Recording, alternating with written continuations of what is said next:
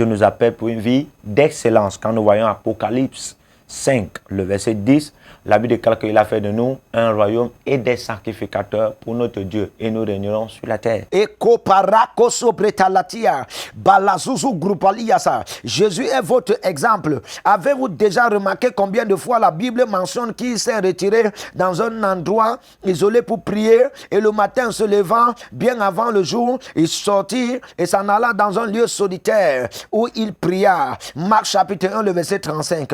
Et il arriva en ces jours-là qu'il sortit sur une montagne pour prier et passa toute la nuit à prier Dieu. Luc 6, le verset 12. L'écho parata et l'aro sobrata. Des grands hommes dans la vie sont toujours en train de se retirer pour prier. Des grandes femmes dans la vie sont toujours en train de se retirer pour prier. Amen. Pour ne pas faillir à la tentation du diable. La Bible déclare dans 1 Thessaloniciens 5, le verset 17, il dit priez sans cesse, priez sans cesse, priez sans cesse, frère, priez sans cesse, priez sans cesse. Dans 1 Thessaloniciens 5, le verset 25, il dit frère, priez pour nous. Dans Matthieu 26, le verset 41, il dit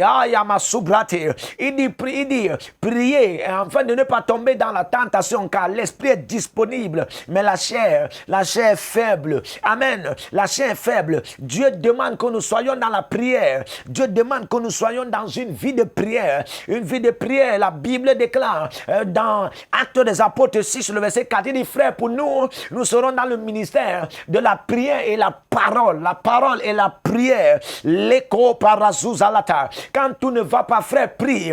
Amandura massivele ilalasasa. Écoutez-moi très bien. Le remède de l'affliction, le remède contre l'affliction, le remède contre les obstacles, le remède contre les persécutions, le remède contre les tribulations. Amen. Quand vous ne parvenez pas à prendre une décision, quand vous ne parvenez pas à prendre une décision pour une vie d'excellence, quand vous ne parvenez pas à vous engager pour une vie d'excellence, quand vous ne parvenez pas, frère, à être sur le bain de la volonté de Dieu pour une vie d'excellence, Dieu dit dans Jacques 5, le verset 13, il dit quelqu'un est-il dans l'affliction? Oh my God, parce que quand vous êtes dans l'affliction, vous ne pouvez pas prendre certaines décisions. Vous pouvez prendre, et si vous pouvez prendre certaines décisions, ça sera des décisions mélancoliques, des décisions de frustration, des décisions qui vont toujours vous mener dans l'angoisse, des décisions qui vont toujours vous donner une mentalité de complexité, d'infériorité. Écoutez-moi très bien. Il dit, quelqu'un est-il dans l'affliction? Qu'il prie. Oh Ramasubrate.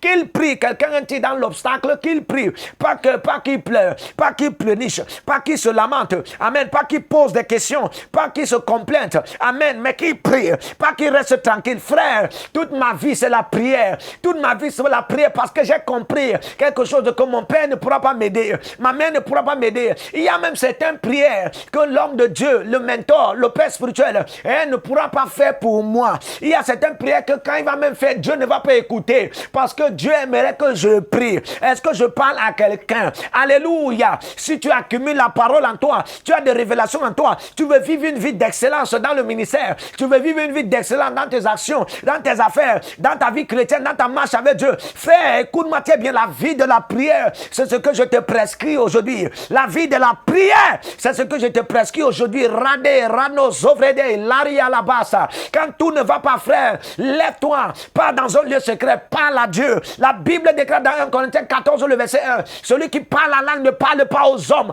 parce que chaque fois qu'il aura affaire aux hommes, il ne parlera que la langue des hommes. Et vous savez, la langue des hommes, la langue des hommes, c'est la langue du commérage. La langue des hommes, c'est la langue d'insulte. La langue des hommes, c'est la langue de moquerie. La langue des hommes, c'est la langue du découragement, de distraction, d'indiscipline. Amen. Il ne parle pas la langue des hommes, mais il parle à Dieu. Car c'est un esprit.